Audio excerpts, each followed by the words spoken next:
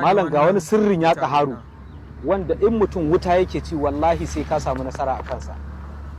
Abin da nake nufi shine akwai waɗanda suke yawan kirana su ce an musu alƙawari za a ba su aiki, ko an musu alƙawari za a ba su jari, ko an musu wani alƙawari dai na fita a kunci a rayuwa.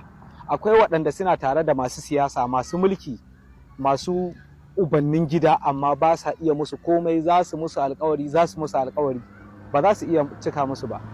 Ga wata ya ƙaharu ce ake yin ta, depend on yanayin diya da kake so, depend on kuma yanayin girman mutum a duniyanci. Idan ka fahimci mutum mai ƙoƙarin shi ma addu'o'i ne kake so, kuma ka samu abun duk da kake so da wuri, to kawai abin da zaka shine ka rubuta ya ƙaharu.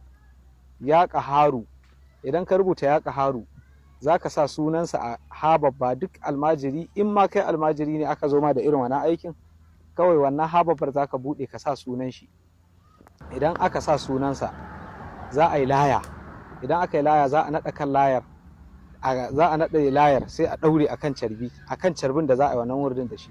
Sai mutum ya yi alwala ya zauna ya kalli gabar da wannan carbin. Za ka na wurdin ya ƙaharu, ko kana haɗawa ya jabbaru ya ƙaharu, sai ka ja ɗaya ya jabbaru ya ƙaharu. A zama ɗaya ake so a yi wannan wurdin ƙafa 12,000 ƙahariya, ƙafa 12,000.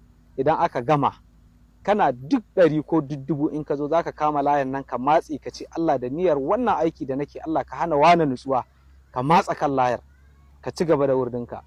Billahi lazi ba a Najeriya ba, in a wata ƙasa yake nutsuwar zuciya dai kan Allah ba zai bar shi ba har sai ya cika ma wannan alƙawarin da ya ma.